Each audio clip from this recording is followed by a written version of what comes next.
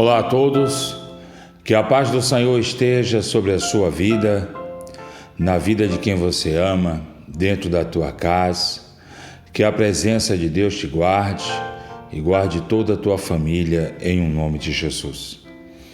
Vamos dar continuidade ao nosso estudo, ainda no Evangelho de Mateus, capítulo 23, verso 4 diz: atam fardos pesados e difíceis de carregar, e os põem sobre os ombros dos homens.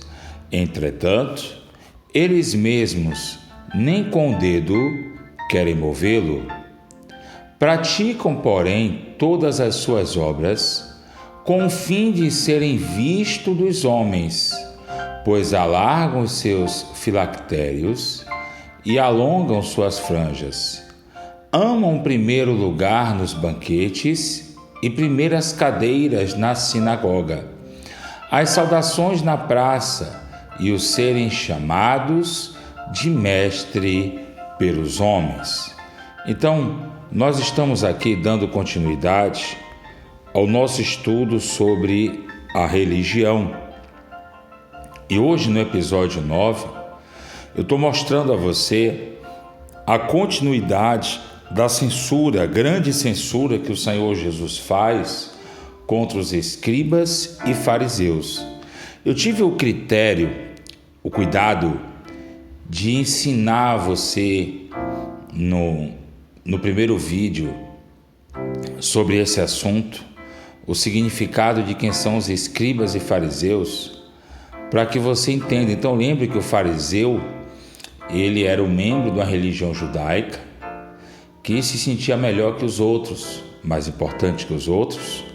E os judeus, os fariseus, eles não se associavam com pessoas descrentes, nem mesmo com os crentes, mas que não eram parte do grupo deles. Lembre que o Senhor Jesus mostra aqui que os fariseus, tudo o que eles faziam era com o único propósito de ser visto pelos homens e de serem chamados de mestre. E eu estava batendo na tecla sobre as pessoas que fazem parte de grupos religiosos, que participam de templos na igreja, com os seus costumes e as suas práticas, né? E muitas pessoas dentro da igreja têm o cargo de obreiro, têm um cargo de profeta. Muitas pessoas dentro da igreja querem ser chamadas pelos seus cargos, dentro da igreja não, dentro do templo, querem ser chamados pelos seus títulos, pelos seus cargos, e fazem questão de ser reconhecida pela posição que tem na igreja.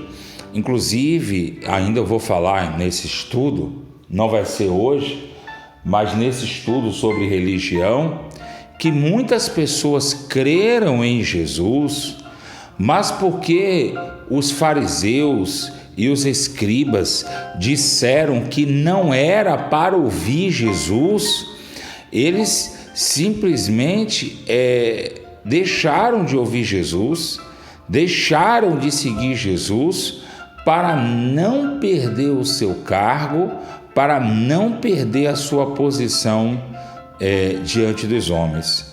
Eu quero aqui, graças a Deus, glorificar o nome do Senhor Jesus, porque já aconteceu casos, situações em que as pessoas foram colocadas contra a parede para não ouvir a minha pregação neste canal. É isso mesmo, muita gente foi colocada contra a parede para não ouvir a minha pregação, e eu glorifico a Deus. Por que eu glorifico a Deus?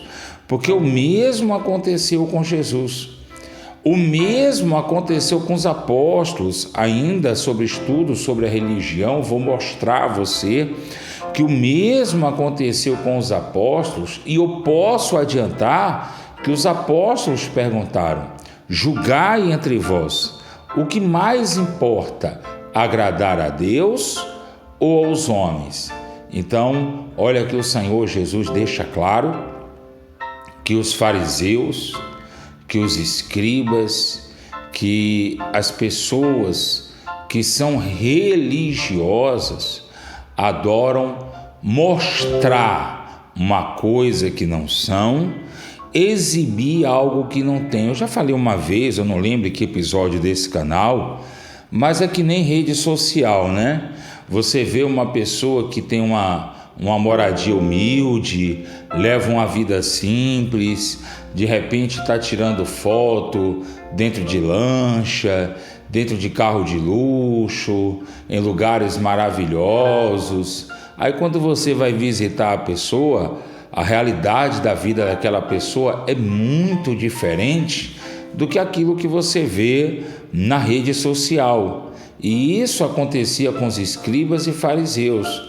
Eles tinham uma aparência de bons, de gentis, de espirituais, quando na verdade eram carnais e estavam longe da presença de Deus. Aí o Senhor Jesus, ele fala assim, verso 8: Vós, porém, não sereis chamados mestre, porque um só é vosso mestre, e vós todos sois irmãos. Então para de um querer ser melhor ou maior que o outro. Para de querer ensinar uma coisa que você não sabe. Tem gente que está pregando o evangelho aí, tem gente que se diz pregar o evangelho e nunca leu a Bíblia.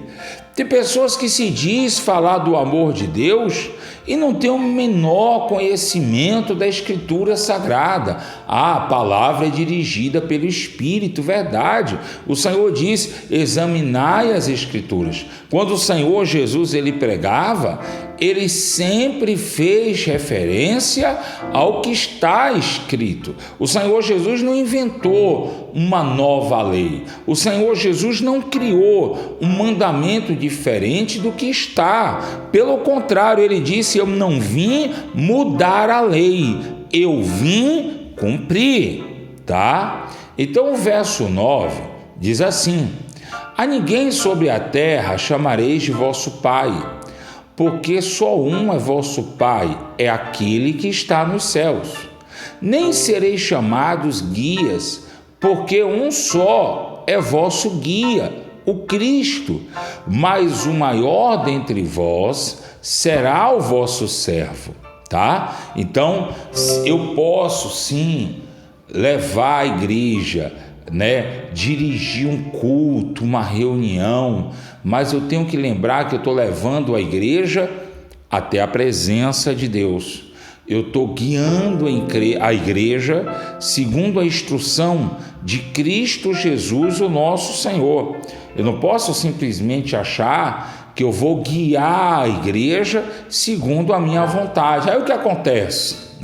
Eu já falei aqui, gente, já preguei, volta lá para a pregação, o estudo sobre o jejum, volta lá do episódio 13 ao 16 da consagração do azeite, você vai ver porque Acabe morreu. Um monte de profeta, um monte de gente querendo fazer média com Acabe, achando que podia profetizar em nome de Deus, falando que agradava a Acabe. Hoje você chega na igreja, todo mundo quer dar uma revelação, todo mundo quer dar uma palavra, todo mundo quer dizer uma coisa bonita, todo mundo quer inventar um ensinamento novo. Às vezes o cara sobe no altar para ensinar uma coisa que não tem nada a ver de Deus. Pastor, qual é o resultado final de tudo isso? A igreja que você vê hoje. E a igreja que eu estou falando, a pessoa. É um povo que congrega no templo, é uma igreja que se reúne no templo, que é uma igreja fria, é uma igreja afastada do amor de Deus. Não tem, muita gente está dentro da igreja e é um calçado no outro. Não é alguém que está com a sua fé calçada em Cristo Jesus, sabe? É aquela mãe, aquele pai que está indo para a igreja e leva a família toda. A mãe ou o pai desvia, todo mundo sai da igreja. a mãe ou o pai morre, todo mundo sai da igreja. Por quê? Porque ninguém estava firme com Cristo. Estava todo mundo, Maria vai com as outras. Estava todo mundo calçado no homem. É aquela pessoa que está indo para a igreja porque está indo para o templo, para o culto, porque o pastor é engraçado, porque o pastor diz coisa bonita, porque o pastor é uma pessoa famosa. Enquanto aquele pastor está lá, enquanto aquela coisa artística, aquela coisa terrena é evidente na igreja, né? Vamos dar um exemplo simples para você entender, mais fácil. Pronto. É dia do grupo tal apresentar, ninguém do grupo tal falta. Vai para o culto, para a reunião no templo, porque tem uma apresentação para fazer. É dia de pregação forte, o pastor vai falar sobre salvação e vida eterna. Não tem apresentação de grupo, seja lá qual for. O grupo tal não vai porque acha que não tem compromisso. Na verdade, não tem. Como não vai apresentar, não tem compromisso com o templo religioso. Agora eu pergunto, será que o membro do grupo tal, que apresenta uma música, que apresenta uma dança, que apresenta um teatro, será que não tem um compromisso com Deus de edificar a sua própria vida? E aí, meu amigo, vem o verso 12, para a gente encerrar a mensagem de hoje. Diz assim: quem a si mesmo se exalta será humilhado, e quem a si mesmo se humilha será exaltado. Tome cuidado com o poder que você acha que você tem na mão, de querer maltratar e humilhar as pessoas para colocar a soberania da sua autoridade. E aí você me desagrada e eu tenho um poder financeiro para destruir a tua vida e eu tento destruir a tua vida. Você me desagrada e eu tenho um poder institucional para atrapalhar a sua vida e eu tento atrapalhar a sua vida. Toma cuidado, porque a Bíblia diz que aquele que a si mesmo se exalta vai ser humilhado, né? Não adianta você achar que você é pastor, você é líder. Líder não, porque líder não vai agir assim. Você é dono de uma instituição religiosa, você é dono de uma instituição religiosa e se as pessoas por um ou outro motivo desagradar a sua vontade, você faz e você acontece porque a instituição religiosa é sua. E aí, meu amigo, porque existe donos de instituição religiosa, é que existe cabarés, boates, vários lugares em situação deplorável, com placa de igreja, com placa de sinagoga, com placa de casa de Deus. E não é casa de Deus, tá? Vai ter situação, não se preocupa não. Você que congrega, você que frequenta a casa de Deus e a casa de Deus está sendo profanada, eu vou chegar lá, não se preocupa não, tá? Você é membro de um templo, você é membro de uma entidade evangélica, você é membro de uma entidade religiosa que foi fundada segundo a vontade de Deus para agradar a Deus, e o rumo dessa entidade mudou contra a Bíblia, contra a Escritura Sagrada. Não se preocupa não, meu amigo. A palavra de Deus tem direção para todas as necessidades. E esta necessidade em especial, né? Eu comentei, não lembro em qual foi a mensagem, eu pedi que vocês comentassem o que Jesus fez quando viu desordem na casa dele. E eu continuo perguntando, eu vou falar o que Jesus fez. que foi que Jesus fez? Quando o Senhor chegou no templo e viu coisas que desagradavam a Deus, qual foi a posição de Jesus?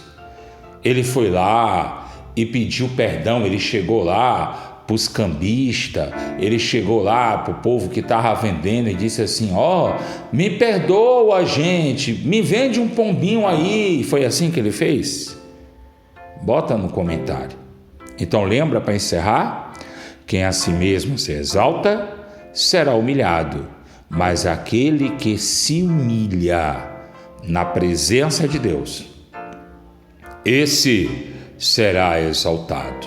Feche seus olhos, coloque a sua mão sobre o seu coração.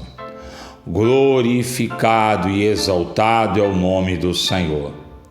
Deus soberano e eterno, nós te louvamos com todo o nosso coração, com toda a nossa força e com todo o nosso entendimento. Glorificamos ao nome do Senhor, porque não há outro como tu, digno de ser louvado e ser glorificado. Não há outro como o Senhor, que perdoa, que sara, que transforma vidas. Por isso estamos aqui. Transforma a nossa vida, nos guia segundo tua vontade, nos guia do jeito que o Senhor quer, para que venhamos ser felizes na presença de Deus, para que a presença do Senhor seja a coisa mais importante, seja o prazer, seja a alegria que verdadeiramente queremos alcançar em nossas vidas. Esteja conosco, Senhor. Se fizemos algo que nos afastamos da Tua presença, Senhor nosso Deus, nos perdoa, nos orienta, nos dá a direção, para que sejamos fiéis na Tua presença, em nome de Jesus. Lembra, meu Deus, da nossa família, lembra de cada um dos nossos familiares, lembra de cada um dos nossos entes queridos, lembra, meu Pai, daqueles da nossa casa, do nosso lar, que estão no hospital, no leito de dor, que estão desempregados, que estão passando por dificuldade financeira, que estão com problema no casamento.